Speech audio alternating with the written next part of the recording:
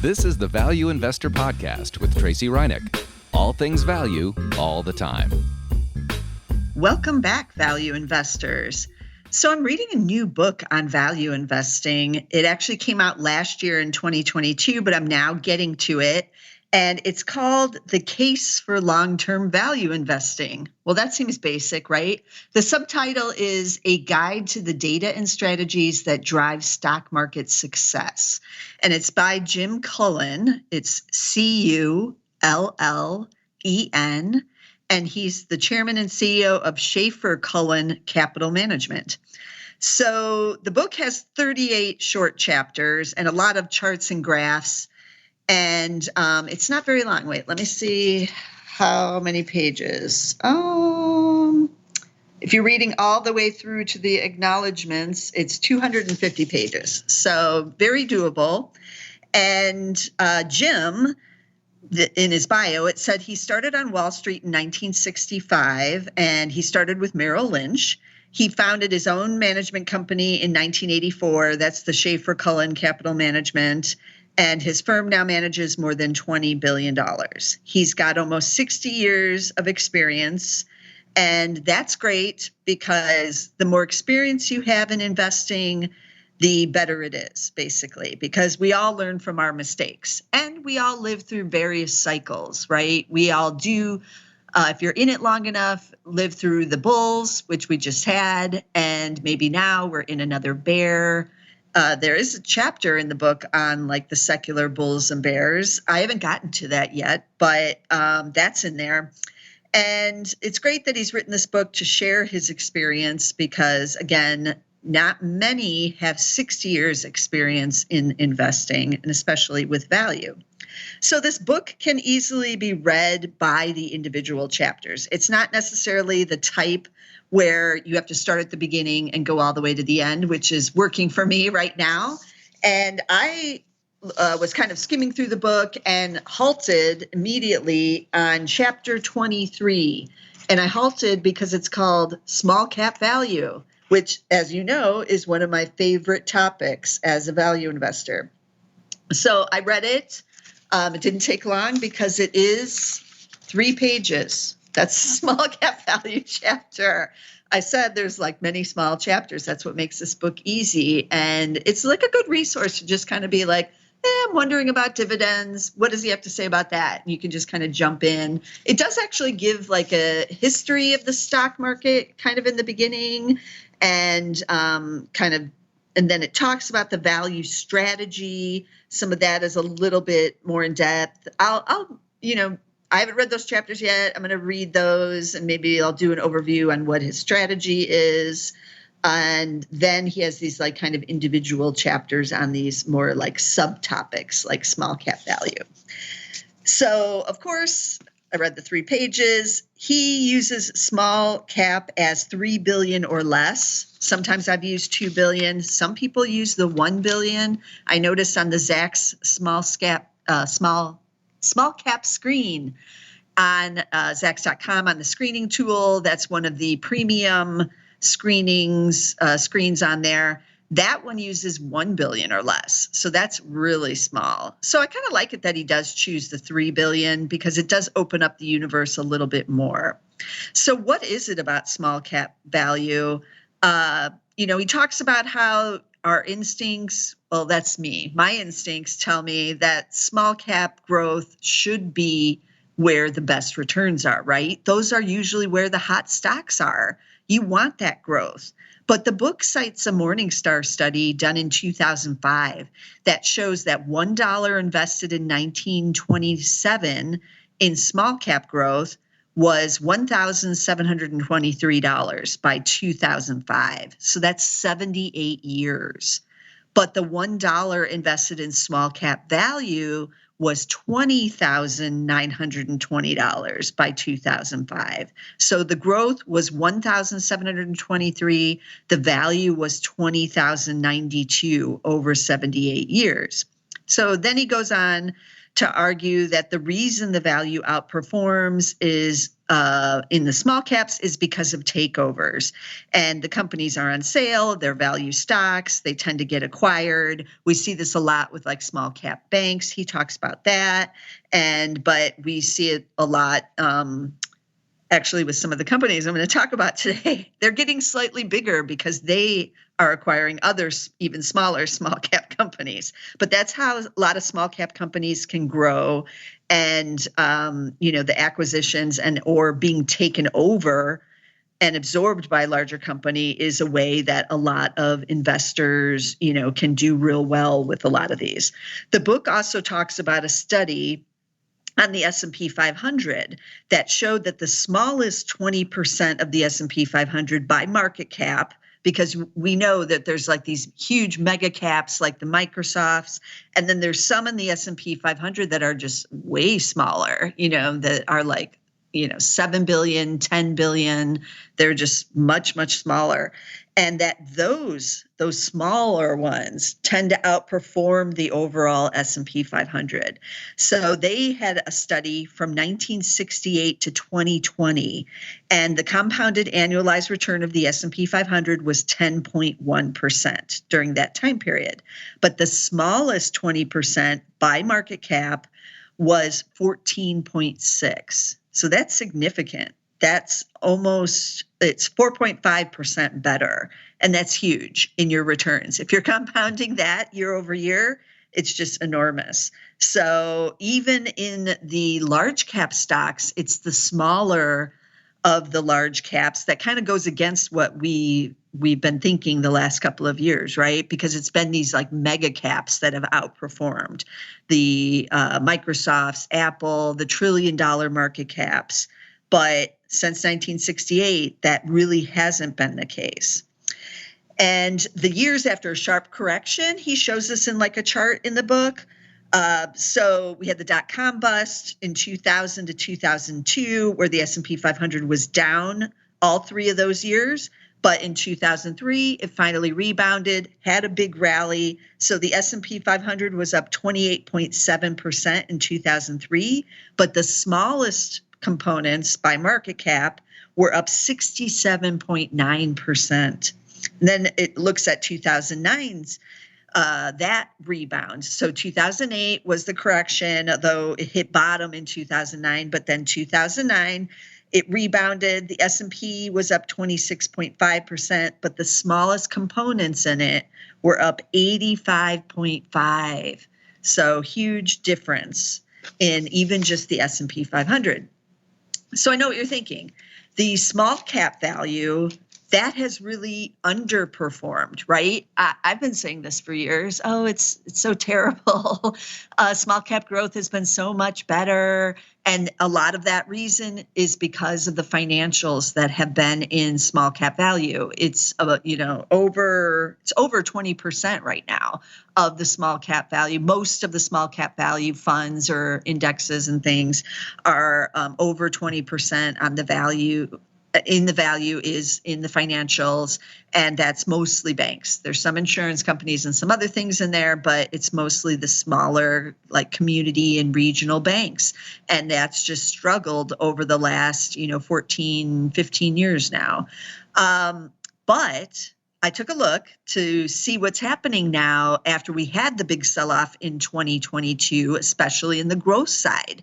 That was a big sell-off even among small caps, not just big cap, Fangman stocks sold off in 2022. It was small caps too.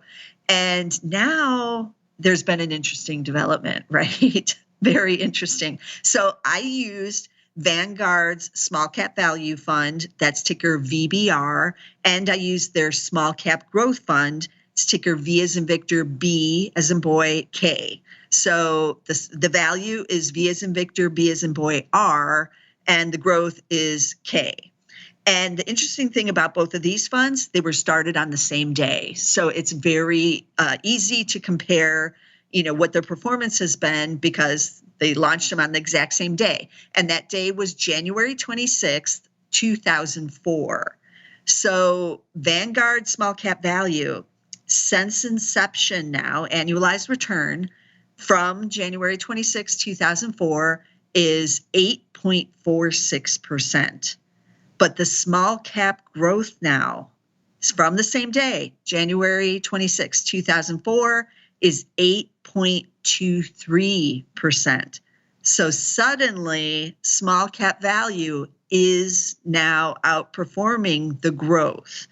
Over the 10-year small cap value, I'm thinking, that's probably, well under what growth was. But 10 years, 10.27% for small cap value. Small cap growth, 10-year, 9.26. So almost 1% below now for small cap growth. Now, what's happened over the last year, this is where, it's been rough.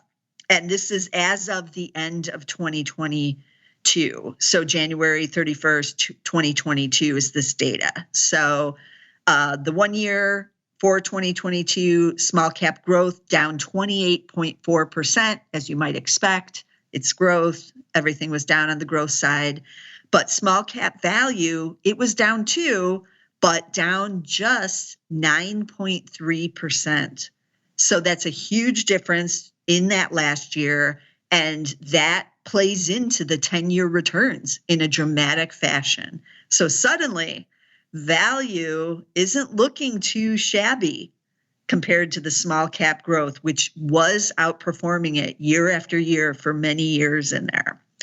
Also, the small cap growth fund, VBK, it does pay a dividend. It's yielding 0.6% as of the end of last year. And now the value is yielding 2.2 in that same time period. So again, might not seem like it's that big a deal, 0.6 and 2.2, but it's well over 1% difference. And when you're compounding year after year, it makes a huge difference. It's going to matter big in the returns. So those little dividends matter. And there is a chapter in the book on the dividends, but I haven't gotten to that yet because I might want to do a whole nother episode on just the dividends and what he feels really makes those important for value investing. So the differences in the funds, small cap growth has 698 stocks as of November 30th, 2022. Value was bigger. It had 882. The PE ratios, growth was at 21.6 times, as you might expect. It's the growth fund. Nobody cares about the PEs. You want growth and you're willing to pay more for it. But the value was at 10.6. So when the market turned in 2022 and it turned its back on growth and what the earnings were like became more important for investors, suddenly that PE of 10.6 was looking pretty good. And it was, better to buy the cheaper stocks than these others where growth is going to be hit as the Fed is raising interest rates. Now, what's the difference between these in terms of like industries? The growth fund, the largest industry is tech. Not a surprise. That's probably why you were buying it. Tech is 25.14%, healthcare is at 21%, and then the industrials at 15.6%. In value, it is the financials, as I mentioned, 21.18%, industrials, number 2 at 20.03%, so bigger than in the growth, but also a huge percentage of the value. And then consumer cyclicals, 11.74%. So you're not even getting any tech there in the top 3. So that's one of the big differences as well.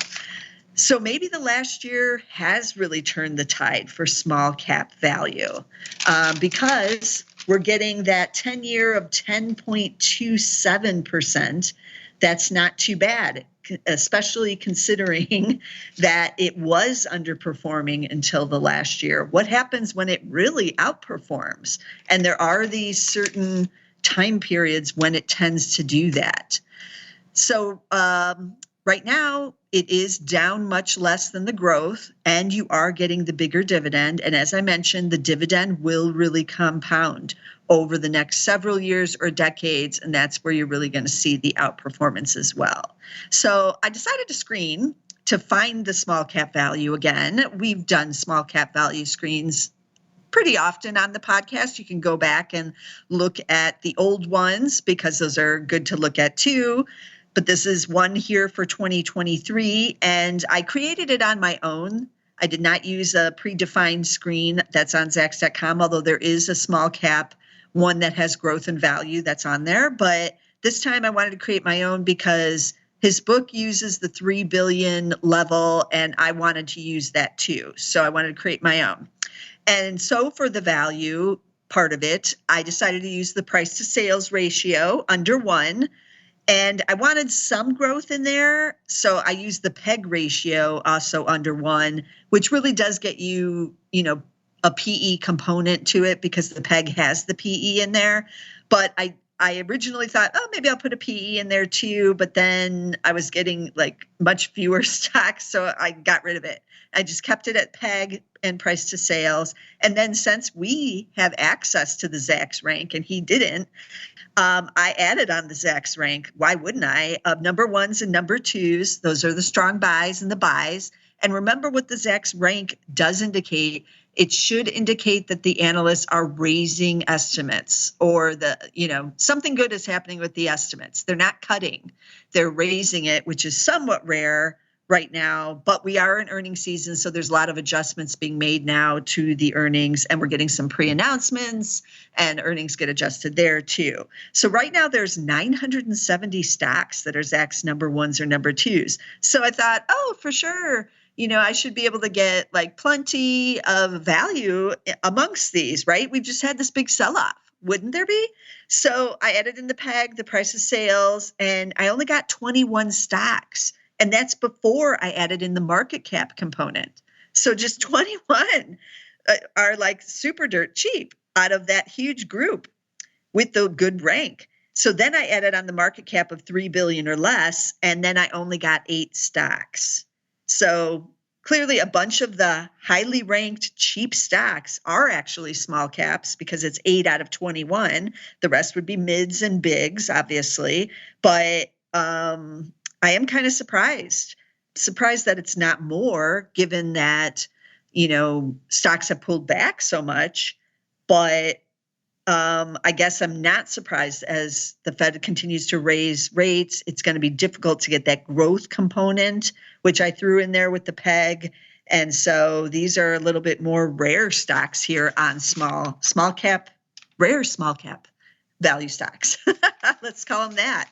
I do have to warn you, you probably never heard of most of these stocks because I haven't. There is one that we all know. I'm going to talk about it at the end of the podcast, but most of them, a few, if you have heard of them, it's only because I've covered them on other podcasts. So occasionally on our other small cap or just even like dirt cheap value stock podcasts, some of these names did show up and we have talked about them in the past, but you probably don't remember them. So it's good to get them again. I tried to pick some that were completely new so that we get some new blood in there. And I'm only going to do 3 stocks, and then I'm going to talk about the 4th one we all know kind of at the end there because I wanted to look a little bit deeper into what's going on with some of these. What do they do? Why are things so good? Why are they cheap? Why isn't Wall Street paying any attention? Are these hidden gems? All this good stuff. So let's jump in and see what's on here.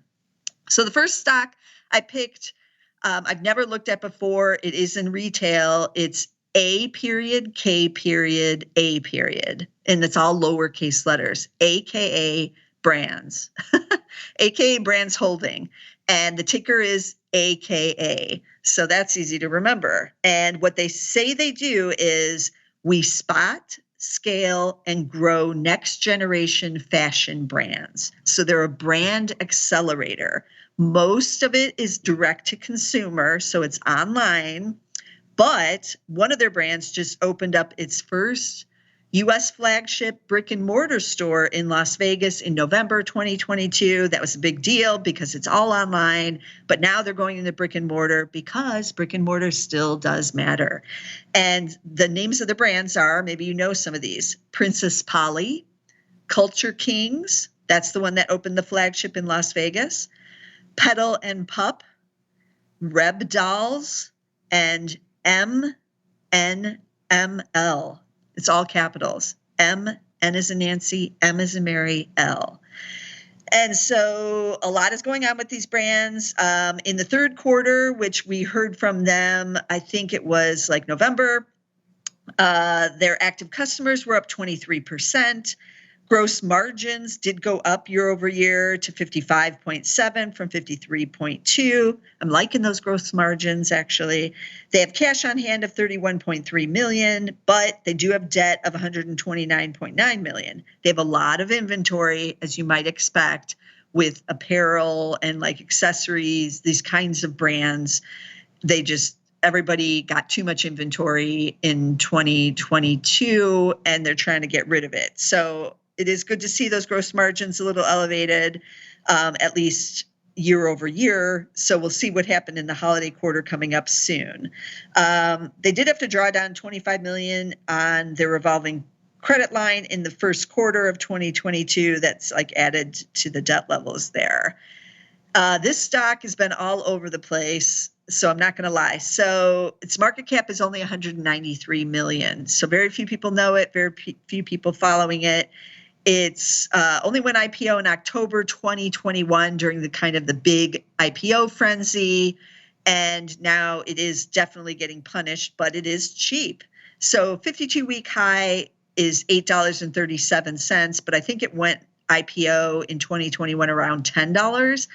But it's way down. The low is $1.12, and it's now trading around $1.50. So it's come way down. PEG is at 0.92. Price to sales is 0.3. And it does have a PE. Its PE is 14 because in 2021, it made 15 cents. That's when it went IPO. So it was profitable. 2022, the analysts, and there are a few analysts covering it, are at 0. So not negative, but 0. But we'll see what happens in the fourth quarter with that one. 2023, they're a little more bullish again at 11 cents. So back to profitability, hopefully in 2023, but who knows? Because if we get a recession, consumer might pull back on some of this, their items. So I'm not a big fan of the retail or apparel or any of that right here, depending on what category it's in. And some of this is a lot of like apparel and things. But I am encouraged that they opened up this flagship in Las Vegas. Travel is back. Las Vegas stores for retailers are back to doing, very good business. So that could be a big boost here, but we'll see. This is a Zacks number 2 buy stock, and that's AKA Brands. It's AKA. So now you can kind of see where we're going with small cap value. And remember, small cap value is going to be these hidden gems. It's not a FANG. It's going to be companies that are new or newer, that are less known, and they're small. So, it's just much more volatile and less covered. So keep that in mind. Okay, the number 2 company is one we've talked about at least one other time in the past. It's VRTV. I'm probably saying it wrong. Tell me what it is. VRTV. V as in Victor, R as in Robert, T as in Tom, V as in Victor is the ticker. And you might remember these guys. They're headquartered in Atlanta. They're a full service provider of packaging. They have Janssen and hygiene products, services and solutions. They also do print and publishing. They also have logistics and supply chain management with distribution centers throughout the U.S. and Mexico. So they're kind of all over with the packaging, logistics, supply chain, and then they have these hygiene products that also go to those kind of businesses. But the interesting thing for them, in the third quarter, net sales were up 2.1%, but organic sales up 14.9%. And they have great free cash flow. So the last 9 months of the year 2022, it was $140.8 million. And they had record earnings in the third quarter. They did have a big share repurchase plan going on. It was $200 million. They completed it as of the third quarter, and that bought back about 20% of the shares outstanding. So that's a big deal.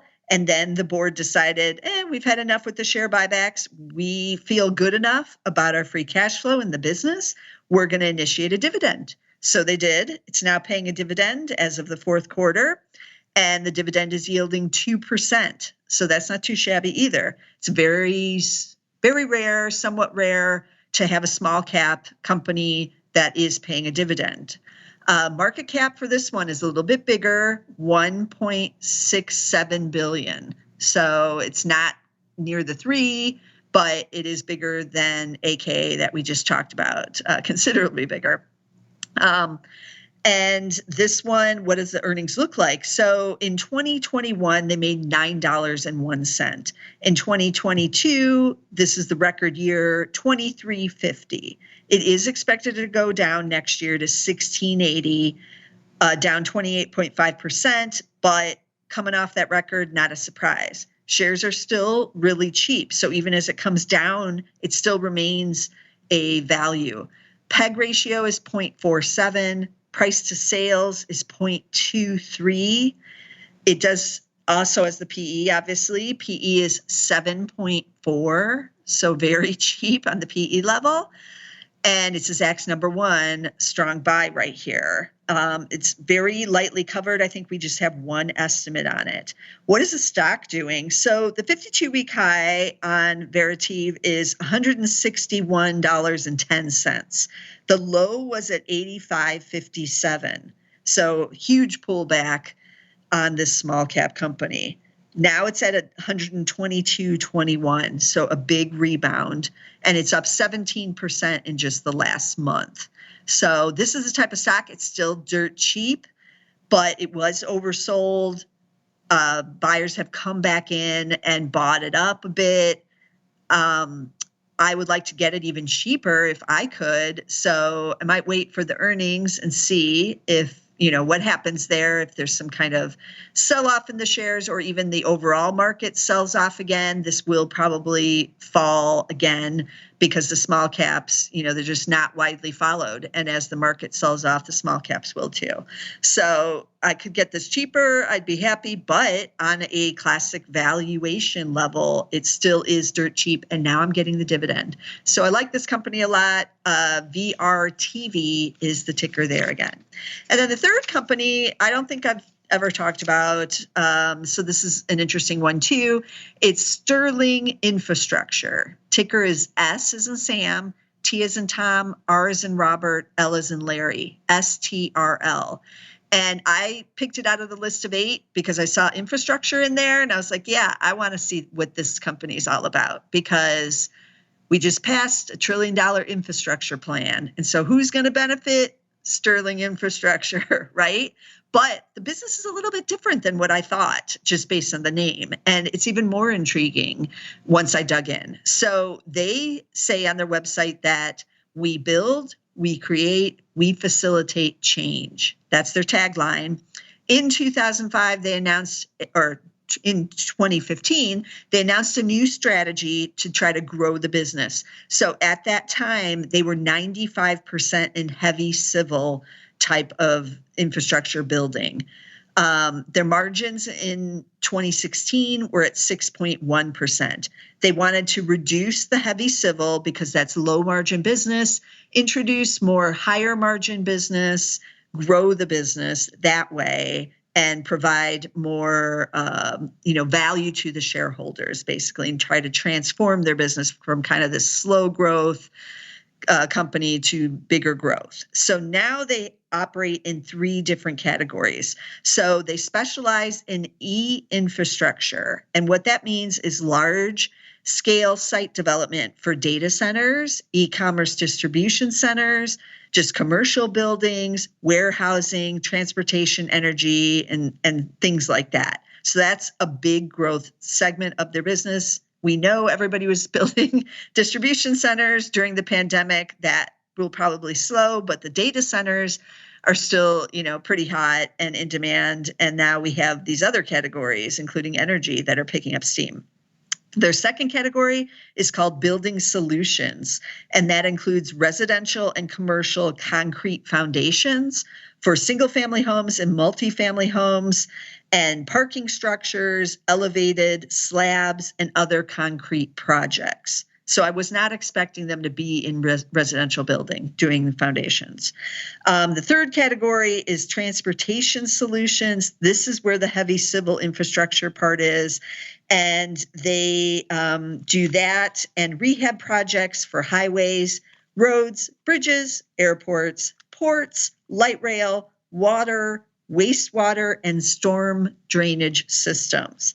So that was a slow growth area, and they've been reducing that, increasing their exposure to these other two areas, e-infrastructure and building solutions, and growing the business that way. Their customers include people you might imagine, government agencies, Fortune 100 companies, people building the data centers, obviously, and then top home builders as well, as you might imagine, with those concrete foundations.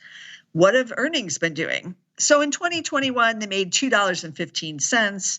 2022 expected to make $3.14. 2023 up 9.9% to $3.45. They are still cheap. PEG 0.5, price to sales 0.5. They're both going to be under 1, obviously, if they made the screen. It is small cap, obviously, but a little bit smaller than the company we just talked about at $981 million. So almost $1 billion market cap for them. It is Zacks number 2 buy stock. They do not pay a dividend, and I couldn't find any share buyback program either. PE is just 9.4 on this one, so dirt cheap there too. And digging in a little bit more, they too had record third quarter results. They reported at the end of October, and they raised full year guidance. I should have mentioned VRTV also raised their full year guidance. They only have the fourth quarter still to go, but not many companies are raising still into the end of the year, but both of these have been. Revenue was up 20% to $556.9 million. Cash flow from operations over the first 9 months, $130.6 million. Their cash on hand as of September 30th was $146.5 million. That's why I looked to see if maybe they were doing a share buyback or something else going on with the cash side. But this amount of cash might be a little bit more than what they were expecting. They do have non-cash expenses they laid out. They have very clear website and nice event presentations every quarter. So they have $45 million to $47 million on non-cash expenses for the year.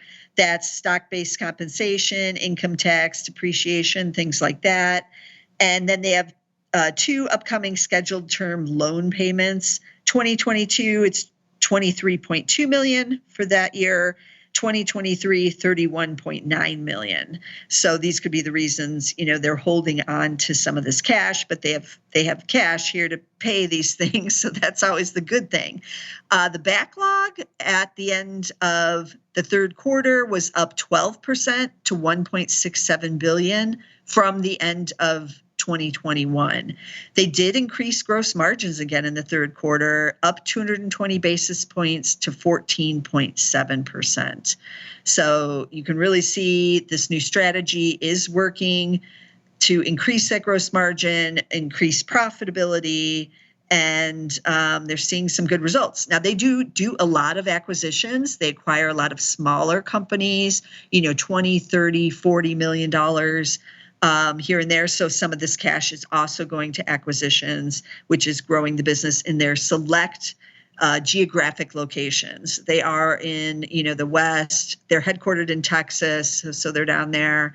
The Southeast, I think they said Hawaii, California. Almost nothing in the Midwest, however, with them. They have 290 projects underway as of the third quarter. And if you go on their website, you can kind of see some of the announcements of things that are going on. So they just had I didn't write it down, or did I? They just had an announcement. Yeah, in September, they announced they were awarded a $45 million site development contract for Rivian's new electric vehicle facility in Georgia. So those are the type of projects that they're getting. That's a very nice little contract there, right? For $45 million. Very excited, I'm sure, to announce that latest project. So there's a lot going on in all these areas. There's a lot in EVs. There's the semiconductor facilities that are being built. There's some solar investment that I just saw announced.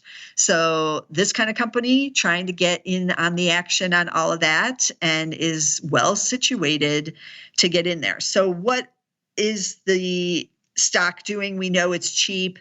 The shares over the last year are actually up 15.3%. And over the last 3 months, gotten a big boost here, probably off that last record earnings, up 32%. 52-week high on the shares are $34.86. The low was at $20.46. It's now at $32.17.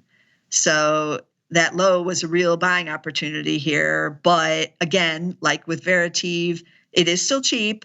But if it pulls back some more on a bigger market sell-off, then that might be the time, to keep it on your watch list and dive in on some of these that have had little rallies here, that if we see further declines. Now, over the last 5 years, since they put this strategy into effect, it really has made a difference in the share price. The shares are up 110% in that 5-year time period. So it has both a growth component and it's still a value, and it's a small cap. So this is the type of stock small cap value really loves. And it's one of the companies that's acquiring a bunch of smaller companies, and that's where their growth component comes from. So it's ignored by the street because nobody knows it and nobody follows it, but maybe we should be, right? So that's Sterling Infrastructure, STRL. And one of the other ones I want to talk about, even though those are the three I'm mainly highlighting, I wanted to talk about the one that we all do know that was on the list, and it's Urban Outfitters. I've talked about it many times on the Value Investor podcast because it is still cheap, it has good rank, and it keeps showing up on all these lists. So Urban Outfitters, ticker URBN. It's not just Urban Outfitters. It's also Anthropologie and Free People. They have Terrain. They run some restaurants. I, of course, love that aspect of it. They're into the experiences. They're starting to grow that side of the business. It's not their main focus. It still is apparel. And that's, again, like AKA, a little dubious for me. So it is a number 2, however, buy. It's cheap. PEG is 0.88. Price to sales is 0.54. Market cap, this was the largest company on the list of 8 at $2.54 billion. Over the last 5 years, it's just been a real struggle to own this stock. The shares are down 18.6%, even though it's had some good quarters, especially during the pandemic. And then it's had a lot of bad. So it just hasn't ever really gotten traction like a Lululemon or even an Athleta has done in terms, well, that's Gap. So I guess I shouldn't compare it to that. But Lulu, in terms of the stock price, it just hasn't, but that's why it's cheap and a value, right? The market's kind of ignoring it. But over the last 3 months, it has gotten a bid. It's up 18.5% in that time period as people started buying up the retailers again. Over the last year, however, it's down 3.1%, but that's not too terrible given the worries over the holiday season and what is happening with inventories, which were just way too high. So what happens when inventory is too high on the retail side? They just mark it down. And then they lose more money, like their margins contract. Suddenly it's good for us. We can get, the $200 pair of jeans for, some kind of discount, at least 20 or 30% off, or in some cases 50% off. But it's bad for the retailers. But they just have to work through this large inventory issue. And they all are mostly doing it in this year through this fiscal year, which is ending in a couple of weeks here in January usually. And then they will wipe out most of that inventory. They don't have anything still like held back on the ships because the supply chain has improved, and they know a little bit more what the customer demand is going to be looking like here for spring, even into summer, and they're buying to accommodate that now. But we got to make it through the next couple of weeks here and see what happens and what kind of guidance they give. So the stock 52-week high is $30.52. The low is at $17.81. So pretty big pullback there, almost 50%. And then currently they're back up there. They're at $27.23. They don't pay any dividend. They used to, I want to say, maybe even before the pandemic. Is that right? I felt like Urban Outfitters might have paid one back in the day, but not anymore. So no dividend there. And this one, a little bit rockier.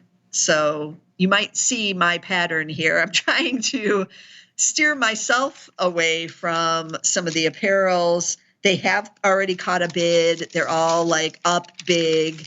I'm going to wait and kind of see what happens, with this next earnings report and what kind of guidance, if any, they're able to give on what they see with the consumer, because that's where the real unknown is coming. Usually on a recession, the consumer pulls back, and certainly on apparel and even accessories, that kind of stuff. So that's going to be impacted possibly the most out of any of these kind of small cap companies, and certainly out of retail. So let me recap the stocks I did talk about, and just that one ETF. I did talk about the Vanguard small cap value. I used to own it in my own personal portfolio, but I was overweighted in these small cap value funds. I have them in numerous, like my retirement portfolio, my personal one, and I was just like, no, I need to cut back. So I did sell it out of there, but it is among the cheaper of the small cap value. It has been around since 2004, so that's why people also like it. The low expense ratio, and the ticker there is V as in Victor, B as in boy, R as in Robert. Then the stocks we talked about, AKA Brands, AKA is the ticker there, the VRTV, VRTV, Sterling Infrastructure Play, STRL, and then Urban Outfitters, URBN. Kind of just put that one out there because everybody does know that one. But keep an eye on the small cap value stocks, because there's some interesting things happening there. They are still cheap. And as you can see, just from this podcast, it's not all bad news. It's not all bad things going on with some of these companies on the small cap side. So dig around, see what you can find, and have some exposure to small cap value, because historically speaking, it is the best performing asset class over long periods of time, even better than the S&P 500. But you got to really hold on to it for a long period of time to make it happen. So, that's the story on the small caps. I love covering them. That's the story on just the beginning of this book, The Case for Long-Term Value Investing by Jim Cullen. And that was just a short 3-page chapter. And that was just one podcast on that. So I will be back with more from that book. You might want to check it out yourself. But it has these kind of interesting little small chapters, which are easy to read and just kind of give you, some background on these basic concepts. And I am going to check out the dividends next to see what he has to say about that, because that's in favor right now. And a lot of us like getting some of these dividend payouts here in 2023. So as always, be sure to subscribe so you don't miss any of these episodes. You can get us on Apple. You can get us on Spotify. We're on Amazon Music. We're with SoundCloud, but get us under Zacks Market Edge. Search for the Zacks Market Edge on SoundCloud. You'll get the Market Edge podcast and the Value Investor podcast. I do both every week, but get us somewhere, and I'll see you again next time on The Value Investor. This material is being provided for informational purposes only, and nothing herein constitutes investment, legal, accounting, or tax advice, or a recommendation to buy, sell, or hold a security. Do not act or rely upon the information and advice given in this podcast without seeking the services of competent and professional legal, tax, or accounting counsel. Publication and distribution of this podcast is not intended to create, and the information contained herein does not constitute an attorney-client relationship. No recommendation or advice is being given as to whether any investment or strategy is suitable for a particular investor. It should not be assumed that any investments in securities, companies, sectors, or markets identified item described were or will be profitable. All information is current as of the date herein and is subject to change without notice. Any views or opinions expressed may not reflect those of Zacks Investment Research as a whole.